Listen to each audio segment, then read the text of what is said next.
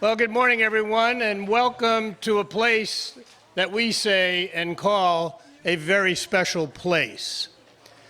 Thank you for coming to Burr Ridge this morning. This is one of our premier events. Armed Forces Day is something that we celebrate here in Burr Ridge every year. This year, look around. What aren't we wearing?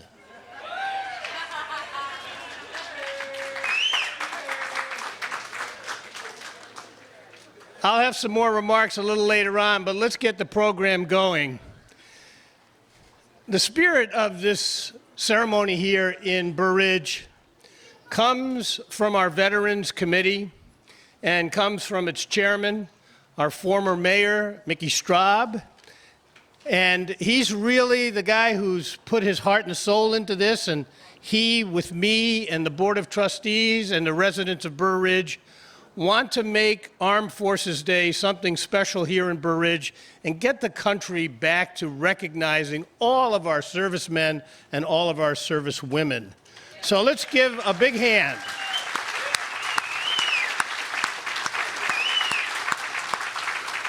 And with no further ado, this is my time to present you with Mickey Straub, our chairman of the Veterans Committee. Mick?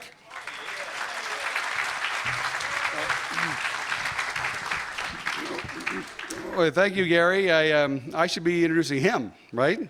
I mean, he's a very dear friend, mentor, and peer, and he's our past mayor, our present mayor, and our future mayor. Let's give Gary Grasso a round of applause.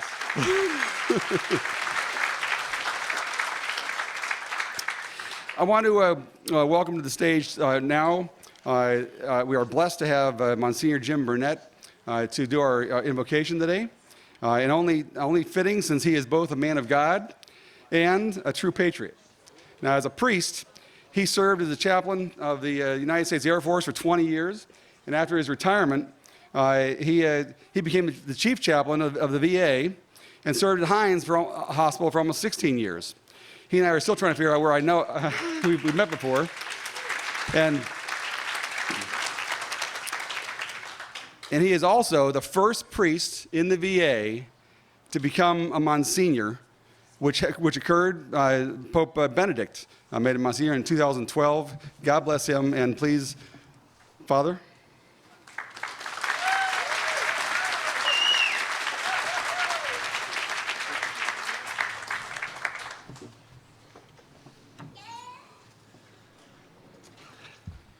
Thank you very much. Isn't it wonderful how everyone has come together to honor our first responders during the pandemic this past year? Today, we will be honoring the first responders for our freedom in the USA as we celebrate Armed Forces Day. I am one of you as well. I am very proud to be a 20-year retired United States Air Force chaplain. Let us pray. Dear Lord and Father, I thank you for those who have served, do serve, and will one day serve in the armed forces. I thank you for their courage and bravery, putting themselves in the line of fire to protect the innocent. I thank you for the sacrifices made to protect others all over the world and here at home. Lord, I ask that you give them strength in the knowledge that you are standing by their side. I pray for your angels to protect them when on active duty. Lord, please keep their families safe. Thank you, Lord, for your grace and mercy. In God's name we pray. Amen. God bless you.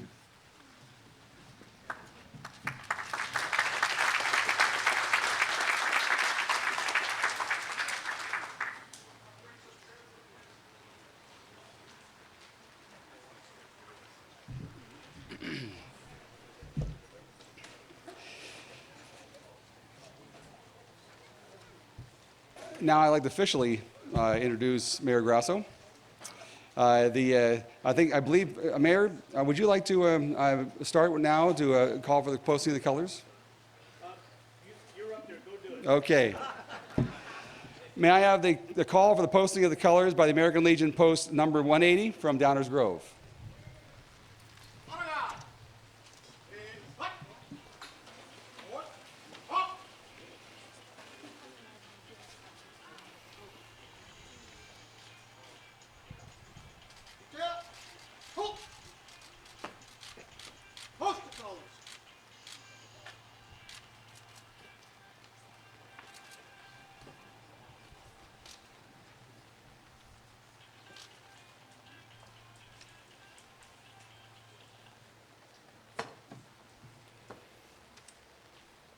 Breeze up.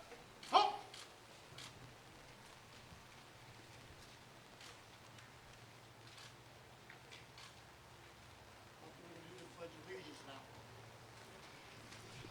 I'd like to invite all the any boys and Girl Scouts that are here, daisies, brownies, to come up to the stage for the pledge.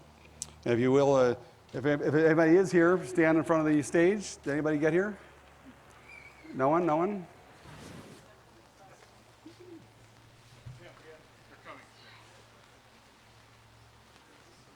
They're coming. In front of the stage. Here you go.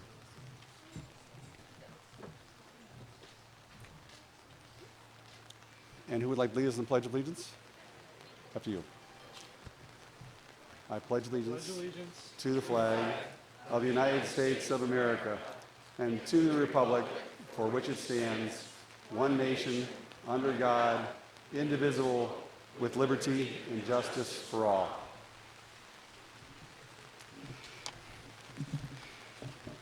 Ben?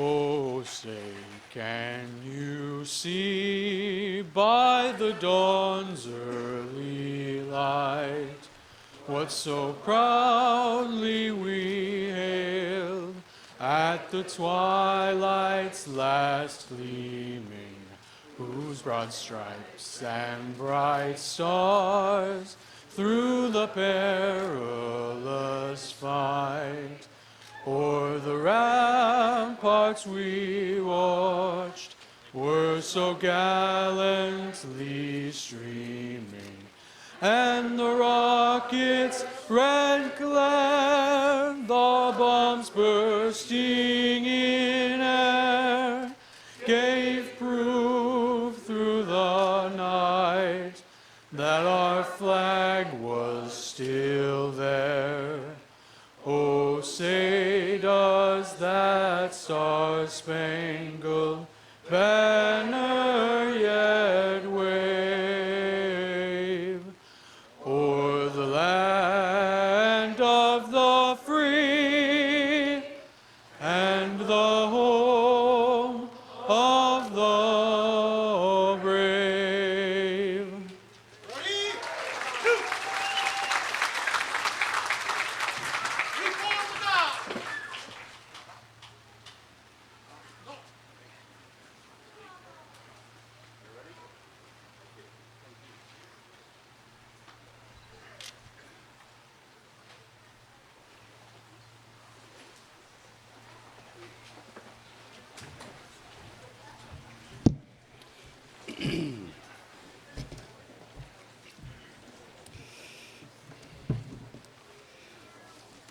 I say that that always chokes me up, you know, the flag and the color guard. But again, thank you so much for everybody being here today. It also chokes me up to see how many people really have put patriotism as a priority. So right now, I would like to recognize some people from the Veterans Memorial Committee. But before I do, I'd like to first recognize two of the village employees that have such a great impact on making this day come to life. One is Janet Kowal. Where are you, Janet? Raise your hand. Where is she? Oh, there she is. she does virtually all the work and makes the Veterans Committee look good, and she makes it sound like it's our idea, it's phenomenal. And of course, Nick Just, is he here? There's Nick back there. All the grounds here. All the grounds, what you're looking at behind us. Of course, the Veterans Committee is the one that actually built and raised the money for this memorial. But Nick is in the Public Works Department is ultimately the one that makes it all happen. It probably looks better today than it probably did when it was first dedicated 10 years ago.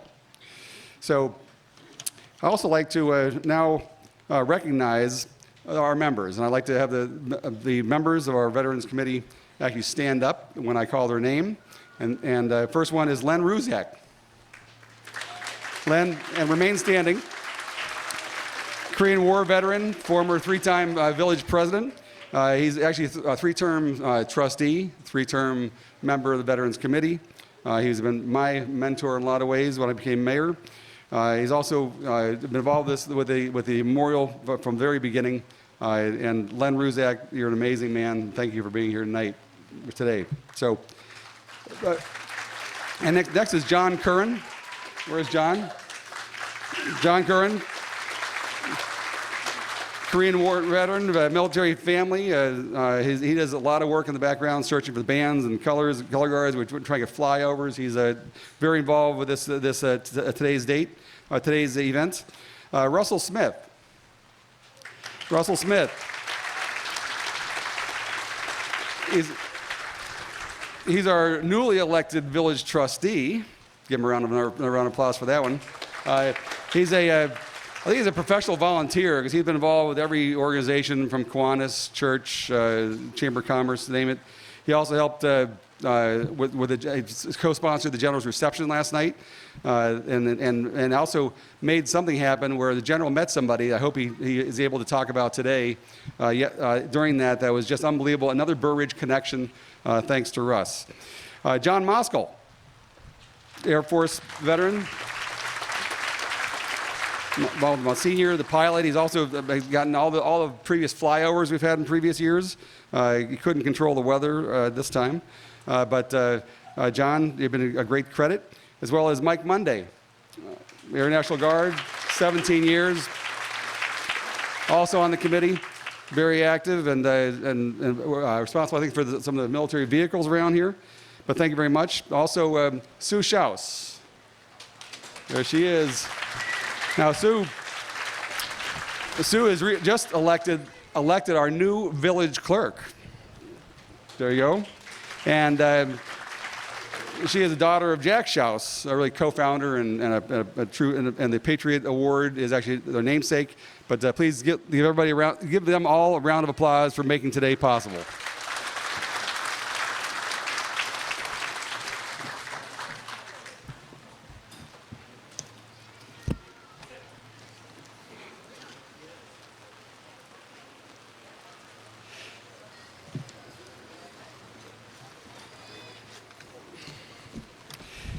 And now we have, where's our band? Oh, there you go. I'd like to have a salute to the armed forces. And as each segment is played, I'd like to have anyone who is a member of that military branch, please stand up. Ready?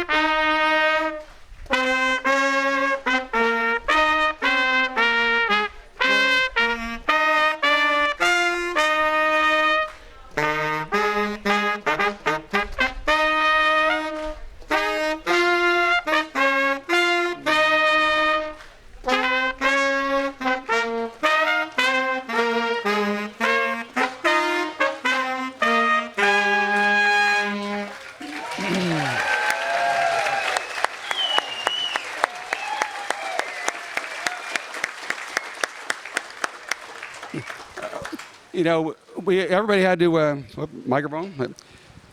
We couldn't find a band, and of course our traditional bands. I was so glad for the Rodney Brown band. He's actually blues players. They down here. They are professional horns players downtown Chicago, and we started playing this a couple months ago. We couldn't find a band, but thank you. God bless you, Rodney. Thanks for being here today. Appreciate that. And I'd also like to recognize, of course, the last song that was played, Lieutenant Commander Matthew Zinn from Willowbrook. He is with the safety unit of the Coast Guard right here in Willowbrook. It was in Burr Ridge prior to that, but thank you for being here today. Also, I just have to mention one more thing. Today would have been the 100th birthday of my father-in-law, my late father-in-law, to whom that memorial over there, the Eagle, was dedicated. Today, coincidentally, would have been 100th birthday. And Eugene Wardzinski. And if I don't cry, I want to say recognize my wife, Charmaine.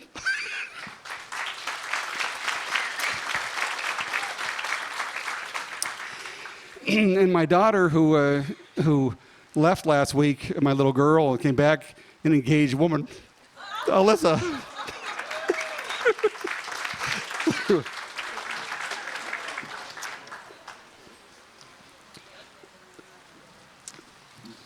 Pardon me, that wasn't planned.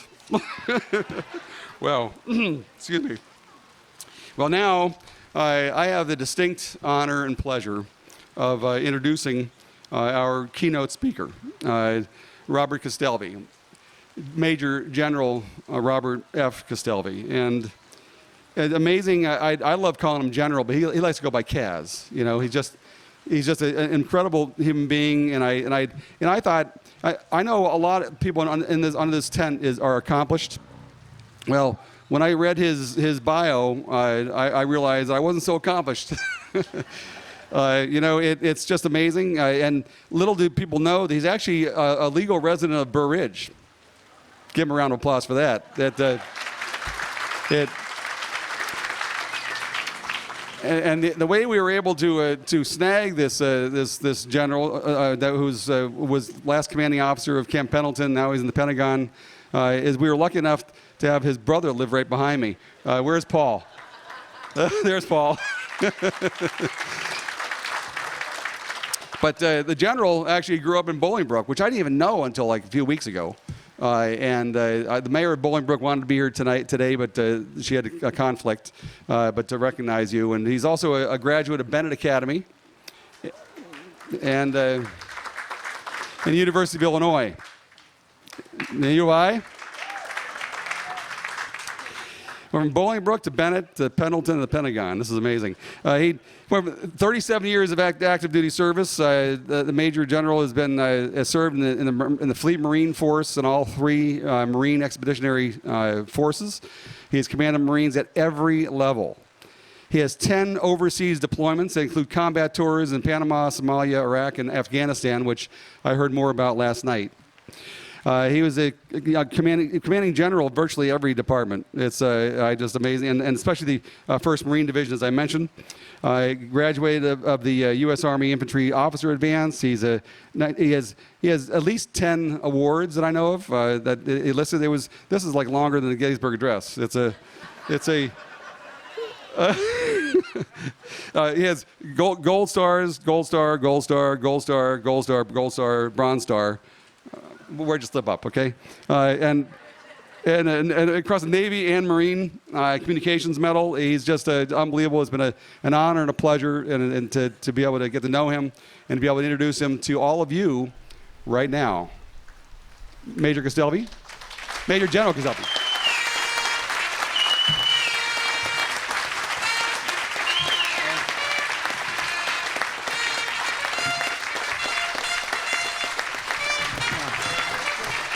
Please. Thank you. Thank you. Oh. Thank you all. Thank you all. Thank you for the very warm welcome today, and and Mickey for the very flattering introduction. I could not be more proud to be an American. Couldn't be more proud to serve in this nation that welcomed my family with open arms and has given me the opportunity to pursue the American dream. I got lots of family that are here today. Two of those family members that helped bring me to this country, and was born here just a couple weeks after they got here. My brother Paul's here, my sister Margie. Please give them a round of applause. They helped raise me. Lots of extended family and friends that are here, and again, this is a wonderful moment for me. My wife Laura wishes she could be here. She's out hustling donations for a nonprofit north of D.C. right now that serves our wounded, ill, and injured service members. But she would want me to do a shout out, particularly for those family members out there. To Mayor Grasso and the village leadership of Burr Ridge. Thank you for being here, from the trustees on down. But really, a special shout out to the chairman of our Veterans Committee, Mickey Straub. Where'd you walk off to, Mickey? Right here.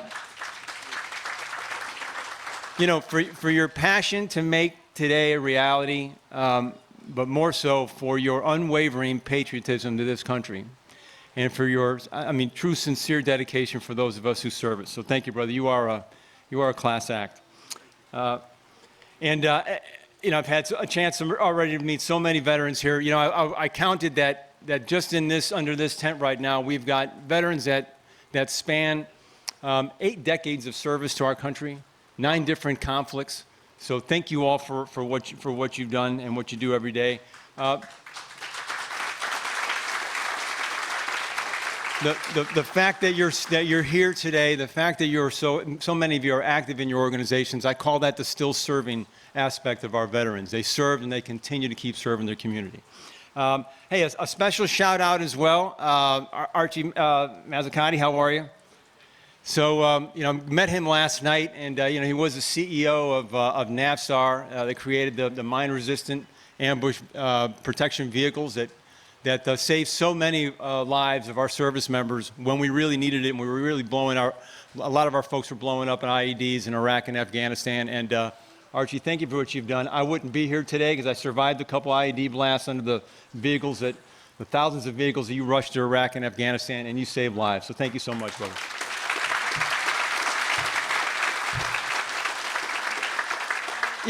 And to the village of Burr Ridge, the fact that you have built this amazing memorial and that you do an Armed Forces Day celebration like this, that speaks volumes about this town and its character. It's one of the reasons I'm very proud to be a member of this community. Prior to becoming a Marine, as Mickey's mentioned, I grew up in Chicago and then in Bolingbrook. But the village of Burr Ridge has been my home of record for the last several years. Since just after my brother and his wife moved here. And it will continue to be for as long as I serve on active duty. It's where I claim my residency for taxes. It's also where I vote. Much to the chagrin of many a county clerk over the year who've had to try to chase me down trying to get an absentee ballot. And veterans, you know how important that is for us to be able to vote absentee and make sure that your vote is counted.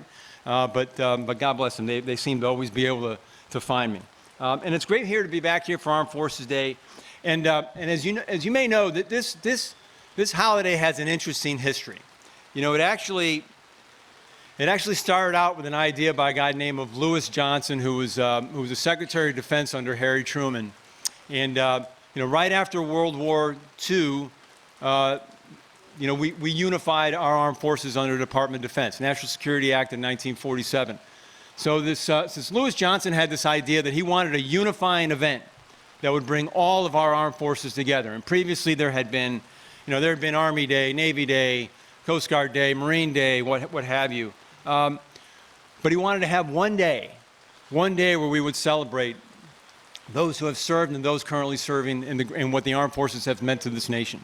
So the first one was born on May 20th of 1950, and it was a big deal. You had celebrations going on in all the major cities and all the state capitals. Ticker tape parades. I mean, over I think 15,000 troops and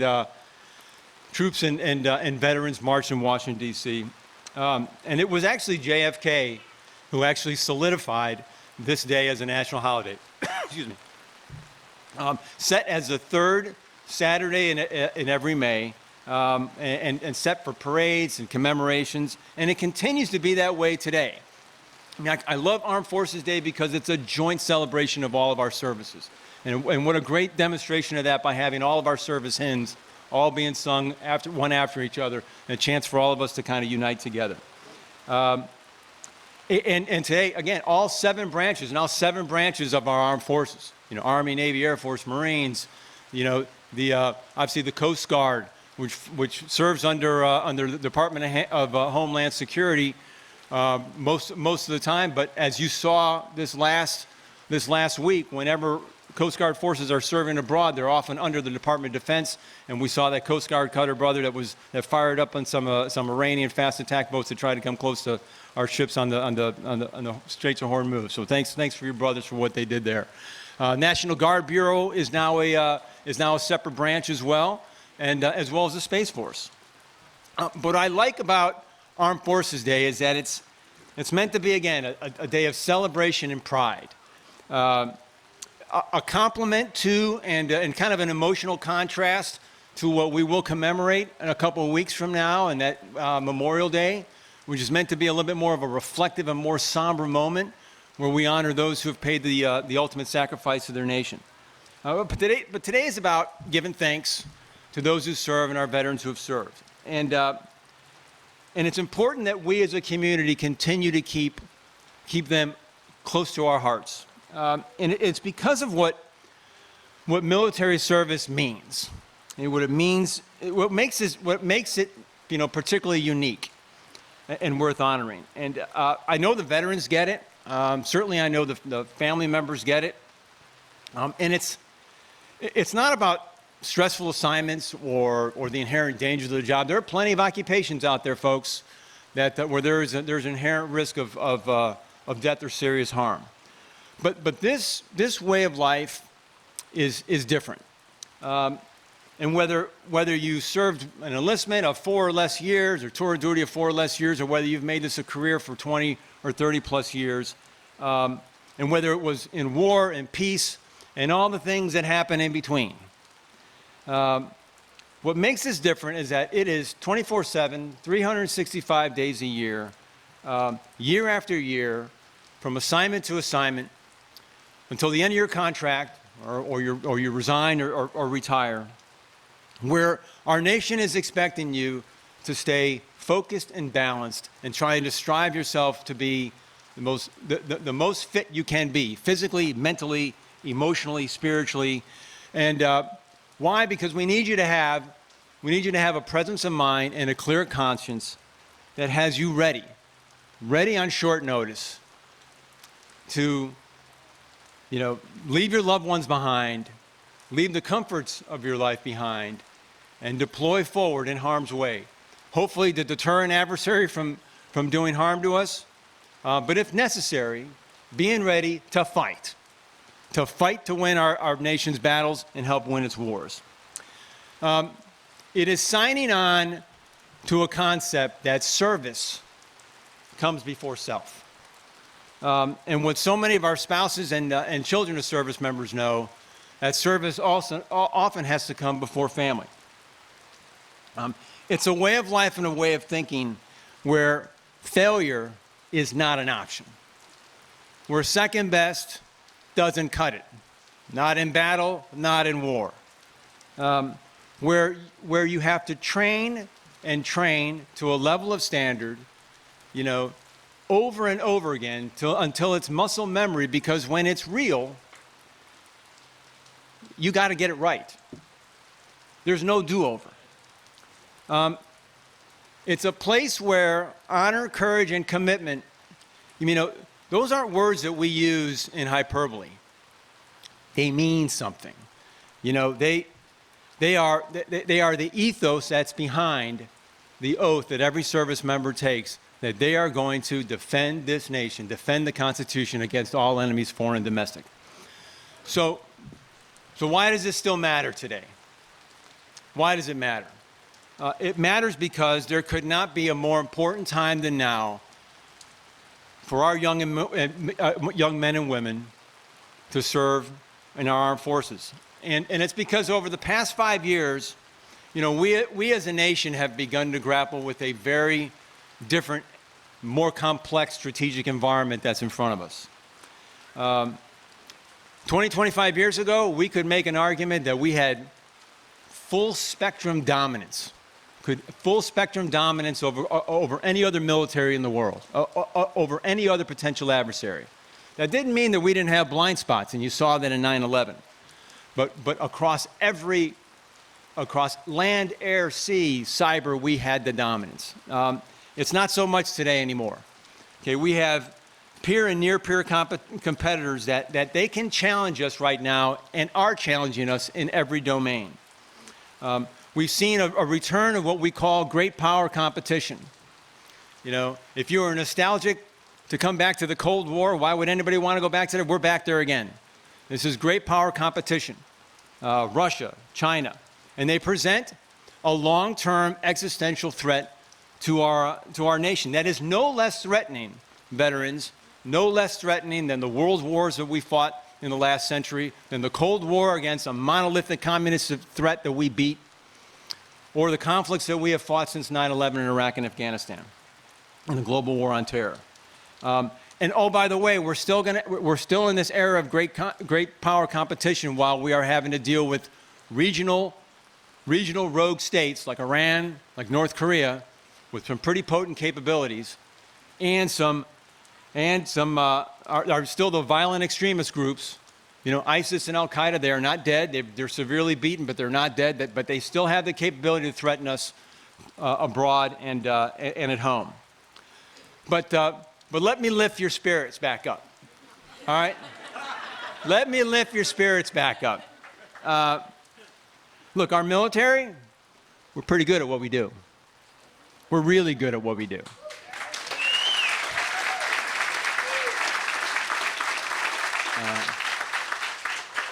And these adversaries, they're not 10 feet tall, all right? They're beatable. And just remember, we're Americans. We back down to nobody, all right?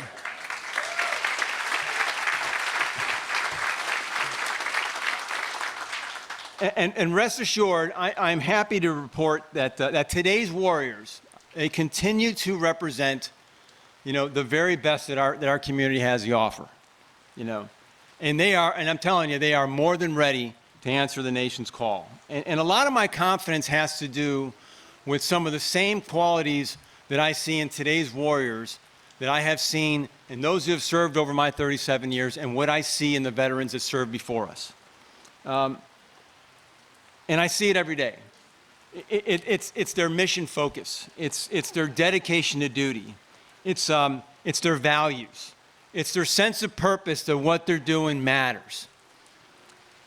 It's this kind of this unspoken swagger that you see, this steely-eyed determination, and you see it in their eyes, and I hope you still see it in my eyes, and we're not backing down. We are dedicated and determined to serve our nation, to not let our country down, not let our unit down, and never, ever let each other down. So I ask you today, do you keep your armed forces and their families in your thoughts and prayers, and keep doing events like this? Keep and pay it even forward than that. Find other ways you can volunteer and show those veterans and show those who are serving how much you appreciate them. And when you think about those who are serving today, I want you to think about service members that are out there on duty today. Quiet professionals just doing the job. No fanfare, probably off the radar a little bit, that you probably don't think about every day. I want you to think about, for example, a soldier in a rocket artillery battery under the U.S. Army 2nd Infantry, the Indian Head Division in South Korea today. Picture those soldiers that are on the alert rocket battery that has to be ready to go in a war at a moment's notice. You know, what was today like for them? When they probably got up this morning, they probably did some maintenance on their systems, on their rockets. You know, maybe they cleaned their rifles. If they were ahead of their work, maybe their first sergeant gave them a couple hours of base liberty. And tonight, they're going to be sleeping next to their kit.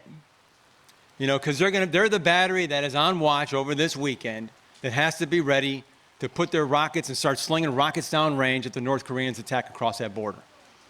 Likely within hours they'll be doing that, and they could be under missile attack within minutes. Next, I want you to think about a sailor in the U.S. 7th Fleet, you know, on the bridge of a guided missile destroyer that is transiting through the Taiwan Straits. And in and around some of the contested islands in the South China Sea, all in international waters, sending a message to our adversaries, you know, that, hey, peace and security in the Far East and the Pacific, that's an imperative. The United States is not going to back down. And we will exercise our freedom of navigation of the seas. I want you to think about a pilot in a section of fighters that's with the 525th Fighter Squadron in Elmendorf, Alaska, Joint Base Elmendorf, Richardson, Alaska, and they're the section of fighters that has to be on duty all the time, making sure that they're on strip alert, you know, to be able to intercept any Russian aircrafts that are coming across the Arctic. And the Russians are doing this every week, trying to challenge how close they can get to our airspace, just to see if we're responding. You know, those pilots, that crew, they're going to be sleeping in their flight suits tonight because they know they got to be able to get those birds up in the air within minutes. I want you to think about a Marine infantryman in an infantry battalion out of 1st Marine Division who last week deployed to the Arabian Peninsula, where that battalion is going to be potentially going into combat operations and supporting the remaining forces we still have fighting ISIS and Al-Qaeda in Iraq and in Syria, as well as joined by an Army Ranger battalion last week, are going to be standing overwatch to make sure that we can safely withdraw the remainder of our forces, NATO forces and U.S. forces out of Afghanistan. And they'll be doing that for the next 6 months.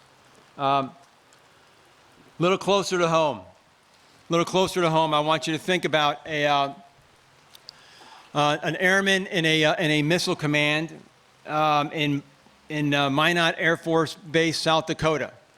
You know, it's about 6 stories underground, you know, in a command center that controls a battery of Minuteman III intercontinental ballistic missiles. What is today like for them?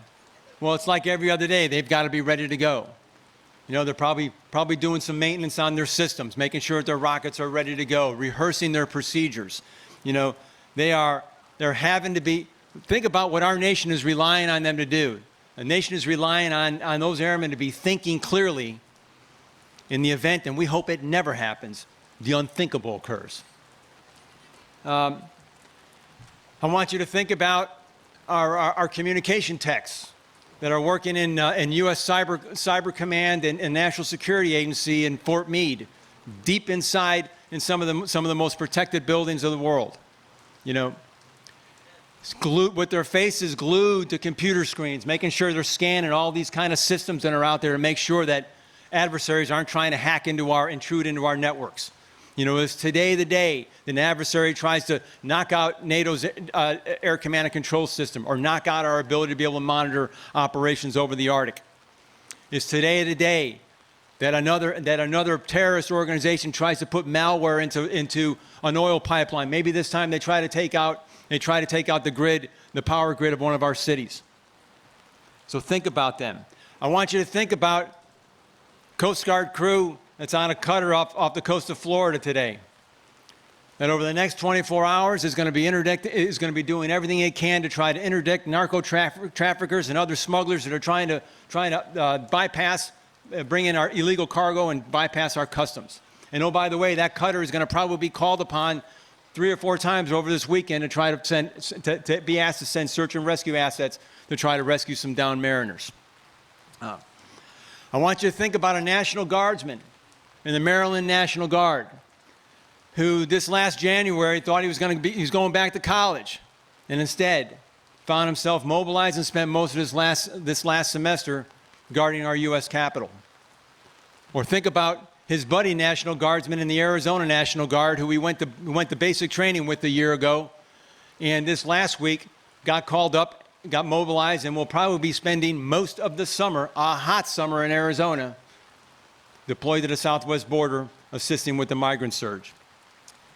And lastly, I want you to think about a high school senior at Hinsdale South or Lyons Township, maybe one from Bennett Academy as well, who this summer, in a few weeks, are going to graduate from high school, and sometime this summer or early fall, they're going to enlist, ship off to basic training, or maybe go to college and be part of an ROTC unit as an officer candidate. Think about them, high school kids, 17, 18 years old. Maybe they got some butterflies in their stomach today, right? A couple weeks away from graduation, major changes that are happening in their lives. Like any other 17, 18-year-old kid, maybe second-guessing themselves a little bit, wondering if they got what it takes, if they're going to make their families proud, their communities proud, if they're going to uphold the legacy of those veterans that have gone before them. By the way, 41 years ago, that kid from Bennett Academy was me. I know, my brother and sister still thinking, who knew, right? Yeah. And I got to tell you, by the way, and those butterflies never really ever go away. No matter how long you serve, no matter what rank you attain, you're always asking yourself, do I still got what it takes? Am I still making you proud, making my nation proud? So finally, I want to leave you with my favorite Armed Forces Day quote, and it's from Ronald Reagan, and who is the president and commander-in-chief in my lifetime that inspired me the most. Arguably, I think one of the greatest presidents in our nation's history.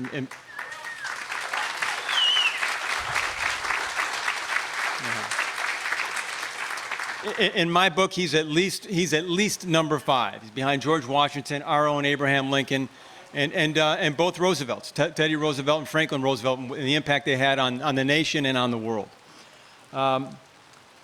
So it goes as follows. The men and women in our armed forces are our final protection against those who wish us ill. The soldier, the sailor, the airman, and the Marine in the United States and around the world are the ultimate guardians of our freedom.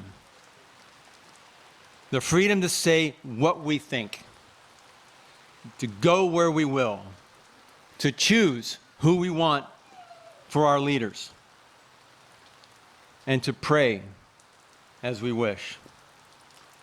End quote. Hey, regardless of your politics, you got to give it up to the Gipper for the Gipper.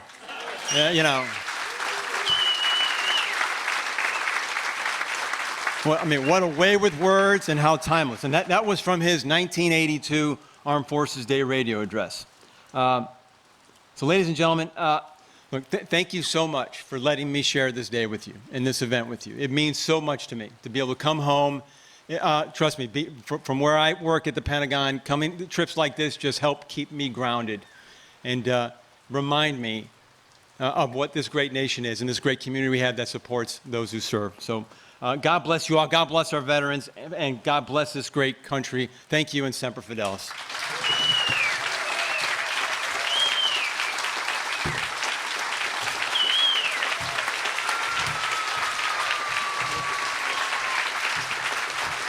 Major General Robert Castelvi of Burr Ridge, Illinois. Thank you. Very inspiring.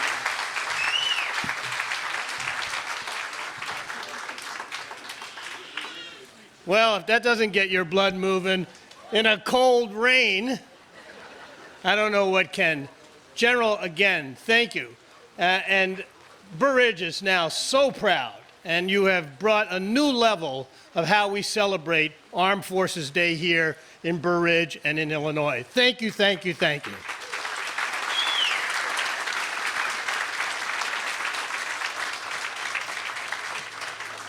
Well, we do something else in Burr Ridge at this time, too, and we give out the annual Patriot Award.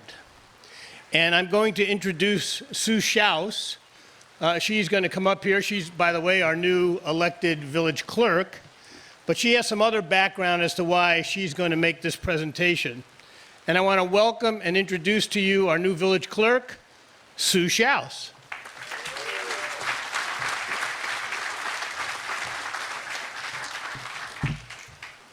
Talk about a hard act to follow. That was quite a presentation. Welcome, everybody. I'm happy to be here. 20 years ago, Tim Vaclav and my dad decided that Burr Ridge should have a Veterans Memorial. With a few fellow veterans, they designed and built the beautiful memorial that we have today. Serving in Korea, he had a special place in his heart for veterans and also for the Patriot Award. He'd be so proud to know that this award now carries his name, and I want to thank the Memorial Committee for that honor. I know he's with us today as we celebrate the honorees for the last 2 years. Well, last year and this year. Award winners must meet several criteria. They must be supportive of veterans and those who have served and are serving in the armed forces. They must demonstrate outstanding support for the country and the United States Constitution and initiate programs that help educate children and others to remember and honor the veterans and those serving our country. Past winners include Jack Lund, Walter Bergenthal, Thomas Higgins, Bart Bartstrom, C.D. Ulrich, Chuck Bosco, and Bruce Harkin. All award winners are also placed on a beautiful perpetual plaque that is in our village hall. Due to the pandemic, we had to put the 2020 award on hold, but I'm very, very happy that we can present it today. Pat Liss has dedicated an incredible amount of time to veterans. Her work as a volunteer for the Honor Flight Chicago program, the American Legion Auxiliary, Heinz Hospital, and the Gary Sinise Foundation speaks volumes. Even one of those organizations would be a lot. It's very hard to highlight all the wonderful work she has done for veterans, but I picked out a few items. For the Honor Flight, she coordinates letters from children to the veterans so they all have mail to read on the flight down and letting them know that we are all very thankful for their service. She arrives at the airport at 3 a.m. to personally meet every veteran and greet them and make them feel special. She visits veterans in retirement homes and does a holiday card program that reaches not only veterans in Heinz Hospital, but also in our local retirement homes to let them know that their service is appreciated and that they are still remembered. Her dedication honoring veterans is above and beyond and highlights what it means to be a patriot and the importance of giving back. It is my honor to present Pat Liss with the 2020 Jack Schaus Patriot Award.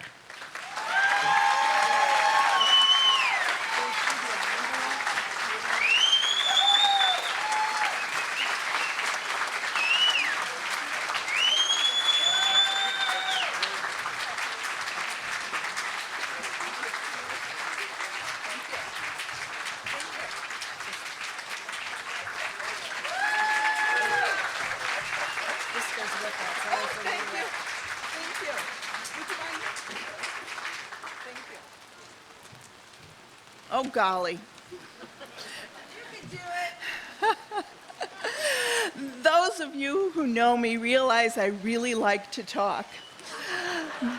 But today it's going to be a little more difficult, and please bear with me. I'll stutter and probably lose my space here on the paper. But I would like to thank the Village of Burr Ridge and the Veterans Memorial for recognizing me for the Jack Schaus Patriot Award. And yes, I knew Jack a long time ago when he started this, and I remember giving him our checks for the bricks behind us. It is an honor to receive this award for something I truly enjoy doing, and that is acknowledging our American veterans. Whether it be creating cards, serving meals, waking up early for that 3 a.m. start at Midway Airport, or just approaching a man wearing a military cap to say thank you. This is my personal mission. I come from a family of veterans that take pride. Dad and his brothers were World War II. My brother and family members served in and out of the country, including Korea, Vietnam, and Afghanistan. And I am so proud of all of them. When I was young, I never thought of entering the military, but now as an adult, I feel it is my responsibility to give back to our veterans. I want to thank Barb Barkstrom for submitting my name in collaboration with Linda, Donna, Cindy, and my beloved friend in heaven, Mary Lou. I have volunteered alongside these ladies in 3 organizations that I do hold dear to my heart, and I'll repeat them. It's Honor Flight Chicago, the American Legion Auxiliary, and the Gary Sinise Foundation. Lastly, I best say thank you to my husband, Tom. He spends many hours alone while I'm out volunteering. But now that I think of it, maybe that's good for him, huh? A big thank you to our serving military and our veterans, and I appreciate my family and all my friends that support me, and thank you again for this special honor, and I'm truly touched. Thank you so much.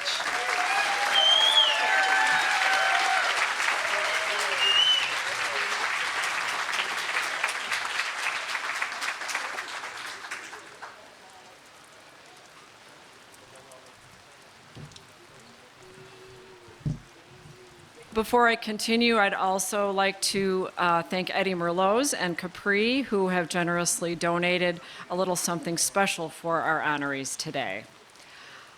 Charlie Hartley, many recognize that name from a bike shop in Hinsdale, but he has done so much more in his work for the American Legion and the Rotary. Charlie is a veteran of World War II and Korea.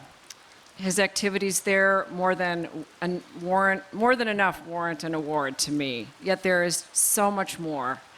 Again, I only had to pull out a few things that he has done, from working as a chaplain to help those who has lost someone who served in the armed forces, to his work to build a memorial building in Hinsdale, to donating flags to many communities, including the ones you see here. Those are all from Charlie, due to Charlie.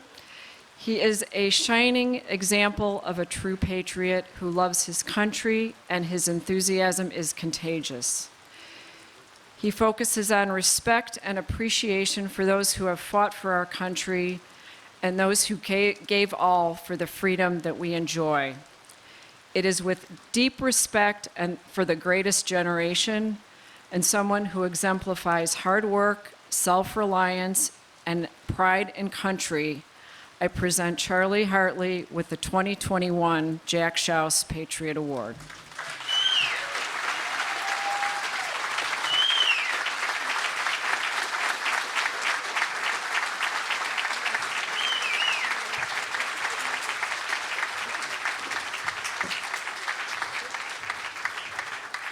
Wow, what an audience. Wow. Wow. Thank you all for coming today. I'm the chaplain of the American Legion Post. I sure did pray for a nice day today, so you can see what happened in my prayers. So a little levity goes a long way, so thank you so very much. I don't think I'm any outstanding individual. I think I'm just a good father, a good businessman, and I tried to make Hinsdale my life because the top people in Hinsdale treated me with my 5 children the best that you could ever have in a household.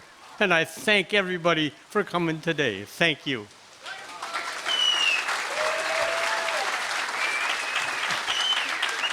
I'm sorry that I don't have a program like the other two speakers because I've been so busy this last week because the fact today we're giving away 100 helmets and bicycles to the servicemen's children that are overseas.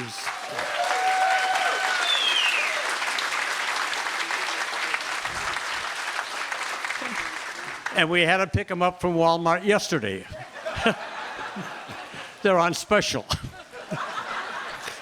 Well, we brought them, took them over to the Hinsdale Community House, and of course, as we unloaded them, I started doing what I did in the bicycle shop, put them in line.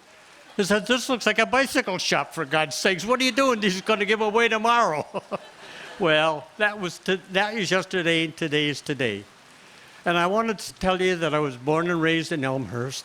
I graduated from York High School. We got our diploma on one side of the stage, and on the other side of the stage, we went in. You volunteered for the service and got drafted. So I went into the Army. 4 other fellows in our class went to the Army, and 3 of them went into the Marines. And I always kidded them about the shoes, because that brave young man that was sitting next door to me with all those years in service, I spent hours shining my shoes yesterday, besides taking care of the bicycles. But I sit down next to him, and he's got patent leather shoes on. How can you beat that? And the Marine uniform, and that's one of the things I regretted, because I'm so small. I don't think I would look good in a dress blue outfit. Well, I want you to know we left. We got indoctrinated 30 days after we graduated from high school. We went to Fort Sheridan, Illinois, and started testing and getting our inoculations. And somebody said to me, "Well, you're taking these tests because that's going to be your MOS." Well, what's MOS mean to any of you? Nobody knows what an MOS is except the military. Military Occupation Specialist. Isn't that a handle for you? And of course, the other thing is they forget your name. They give you a serial number. Mine was 16220-818. That's 16,218,000 people. They must have started giving out those awards when Washington was crossing the Potomac, for God's sakes. How could they have that many people in the service? I don't know. But anyhow, I went to Fort Sheridan, where we got our shots, and took our test and got our MOS. Well, I don't think that I was the A student in high school. I knew how to add 2 and 2. And I had a dad that taught me to be polite. So I got a MOS that was very desirable. I don't know how they figured that out, but they did. So when we got done with basic training, we went to Fort Leonard Wood, Missouri for 6 weeks, not 16 weeks, because they needed men in the South Pacific. We left there after 6 weeks and went to Fort Lewis, Washington, where we took our amphibious training. Well, while we were there, the good commander and officer that we were going to go overseas and get over to Okinawa, he was going to give us a week leave. And so most of the fellows in our outfit were all from Chicago. So the captain said to me, or I said to him, I said, "Can we fly home for the week?" He said, "Yeah, but I don't see any wings on your back."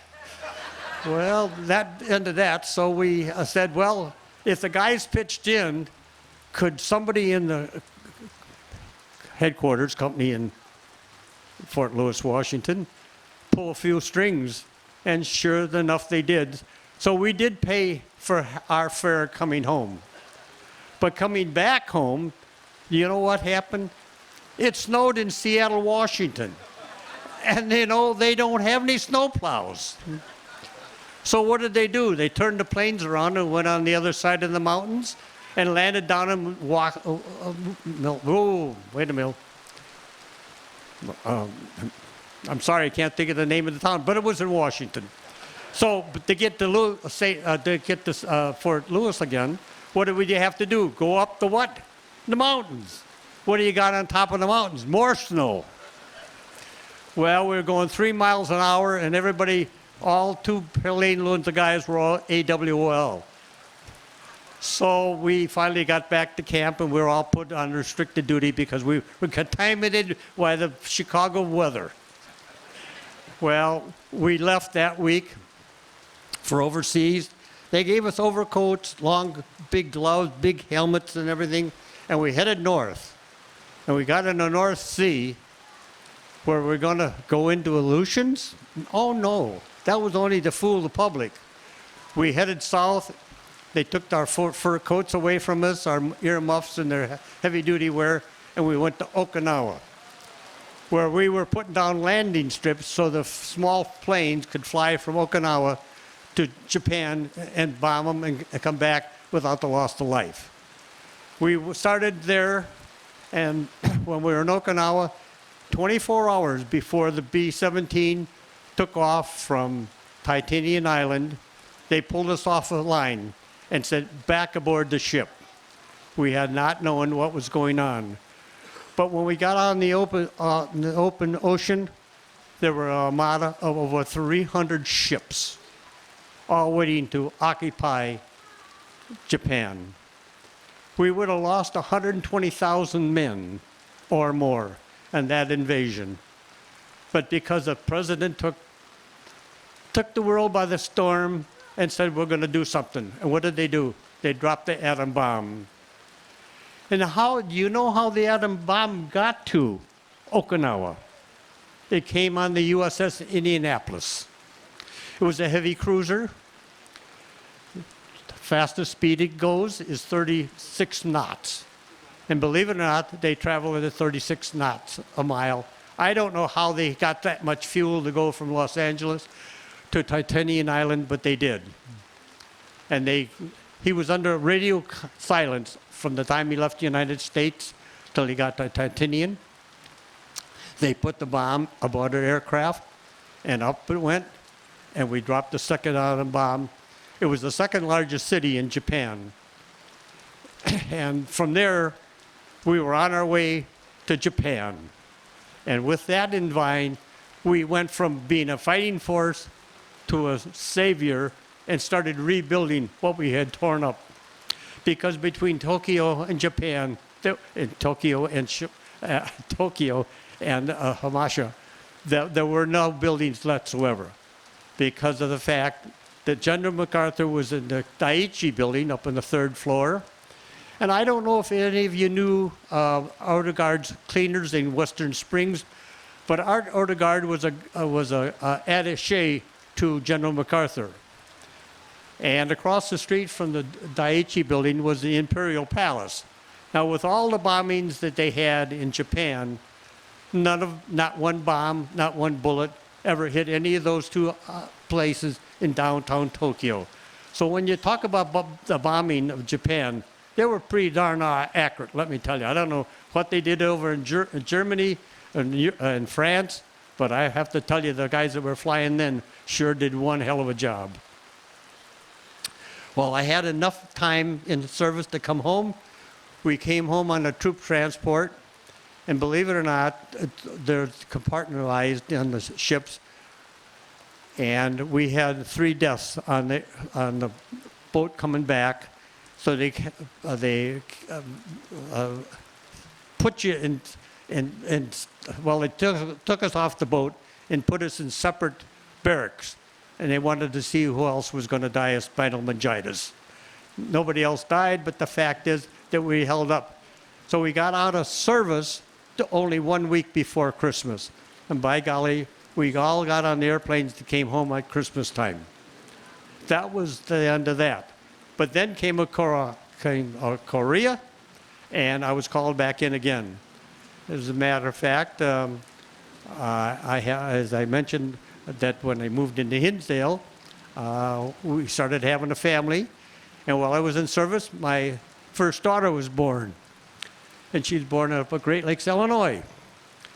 Well, when I went to pick her up, she says, there's a bill for, I said, well, how much? And they said $1.75.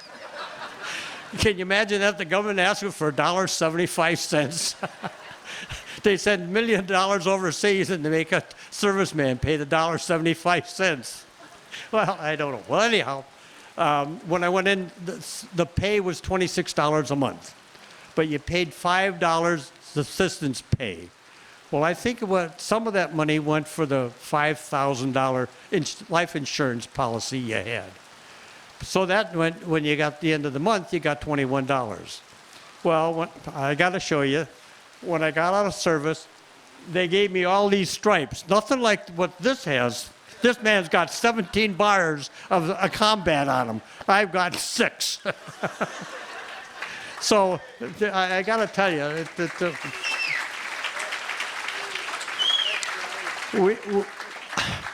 we moved into Hinsdale in 1954, and we bought a house that was built in 1923.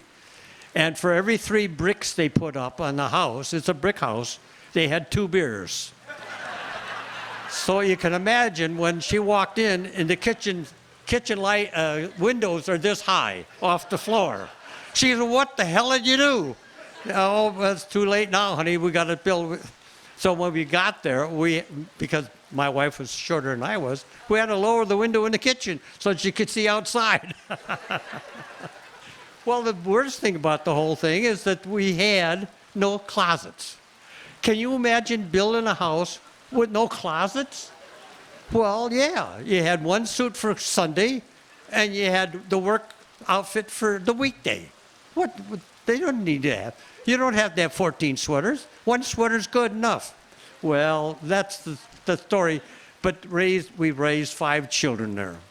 And I'm so blessed today to have some of my children with me today to see me receiving this decoration. And I have to say to you, my children are my life. My oldest son and my daughter-in-law are here, Ken and Linda. My darling daughter that I'm living with because I lost my wife 3 years ago. She died 1 week before our 60th anniversary. Then there's Deborah, who I'm living with. Dean, my youngest son, who graduated from Stanford University, neuroscience, left there, went to Harvard Harvard medical staff, and was there for 13 years doing research on Alzheimer's. So my son has got a daughter. I forgot about my oldest son has 2 daughters. So I actually have 8 grandchildren. I have 3 great-grandchildren. And then I have my audience that I have today. Thank you, thank you, thank you. You're welcome. Thank you. Thank you.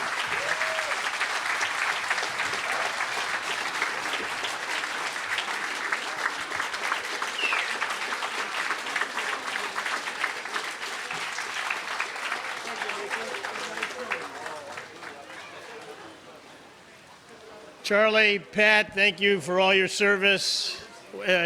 It's our honor to honor you. Before I call up the Monsignor to do the benediction, I have a few announcements, and then I'll have some closing comments, and we can all go and get hot chocolate or something somewhere. I don't know. But Charlie, I thought my term of office was going to be over. But thankfully, I'm still the mayor here, so here's a couple of announcements. We will have as we do every year recently, we're going to have a Memorial Day celebration, memory, on May 31st here at the Veterans Memorial at 8 a.m. It's become a larger event every year. Please, if you have a moment, to come and remember the people who have given their lives so that we're free. That'll be May 31st at 8 a.m. Bob Grember of the local honor flight is on site with information regarding the next honor flight. If anyone wants to talk to him about it and sign up, he has a table. Well, he probably doesn't have that table out there anymore, but he's around here somewhere if you want to sign up. And I want to thank the First Student Bus Company for bringing the military vehicles and having information here on their new Hire a Veteran program. So thank you for that. I want to thank also I want to recognize that this is National Police Week also,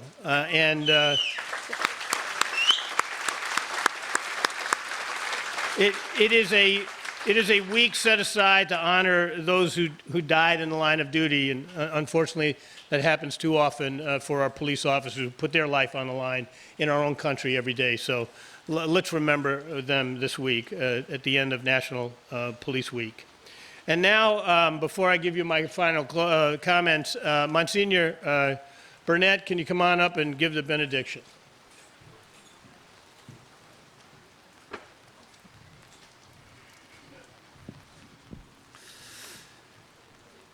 Such a great blessing for all of us to be here today. As I looked, John said, "Didn't you say enough prayers for this to be a good day?" And I said, "I'm in sales, not administration." So here we are celebrating one another.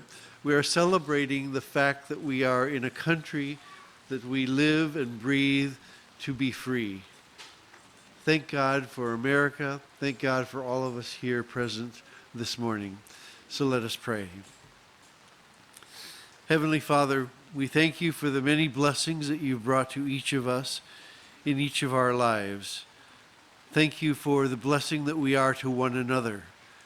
Thank you, God, for everything that you've done for us, and God bless America. Thank you.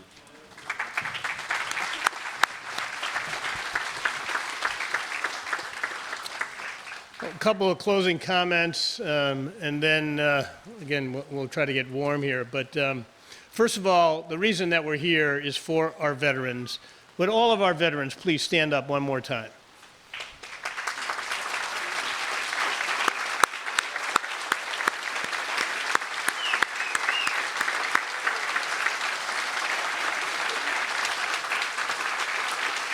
Thank you. Thank you. Some of our trustees at the Village of Burr Ridge are here. I know I saw Russ, Al Paveza. I don't know if Guy is here. Anita's here. Believe me, the trustees put in a lot of time. They're very supportive of this. And so let's give a little round of applause for our Board of Trustees.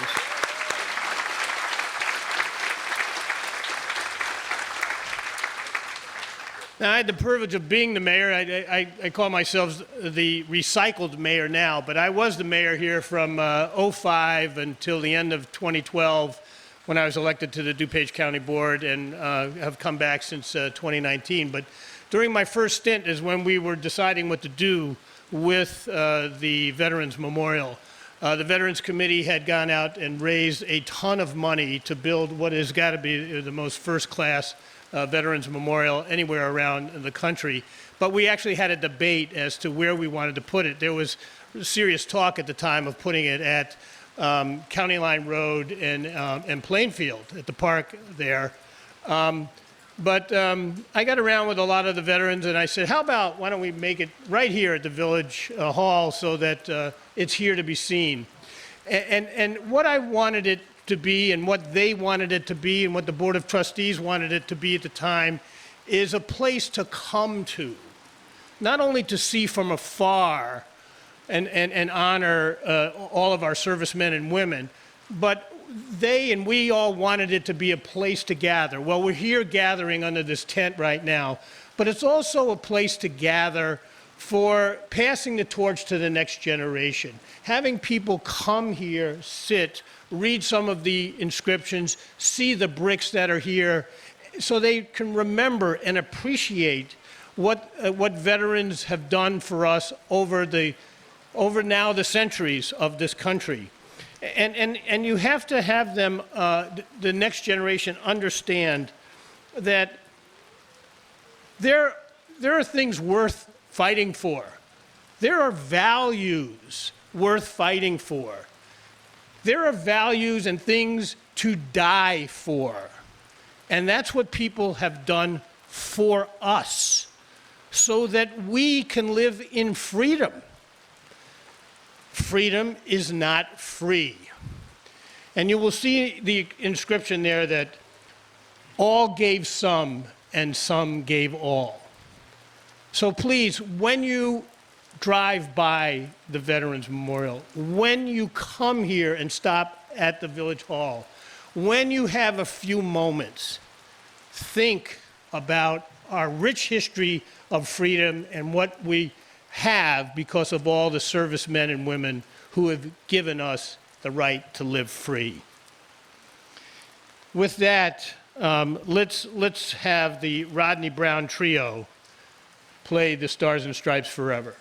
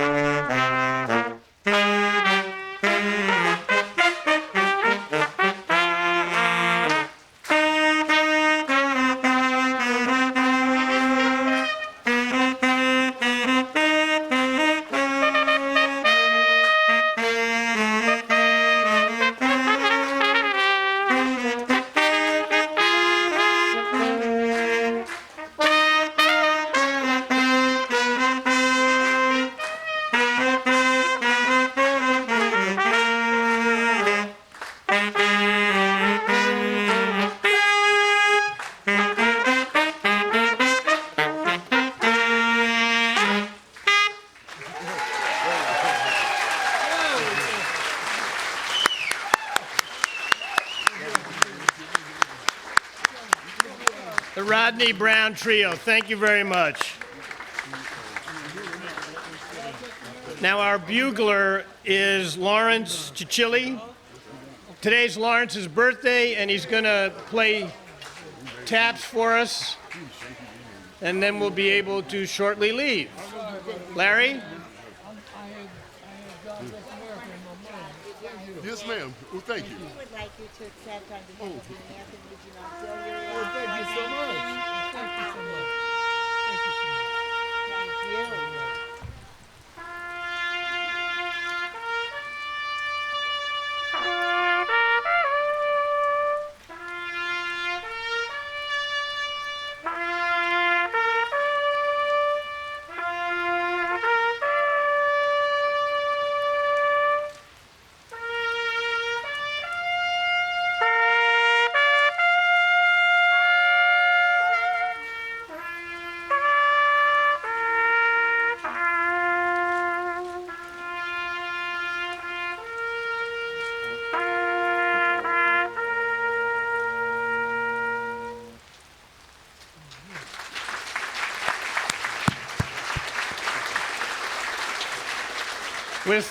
With that, ladies and gentlemen, I look forward to May 21, 2022, when we will be back here again. Major General, thank you again for being our inspiration today. I hope we've given it the appropriate celebration and pride that is here and that you gave us. And thank you all. We're going to make this a bigger event every year. Thank you, thank you, thank you. Please, stay safe.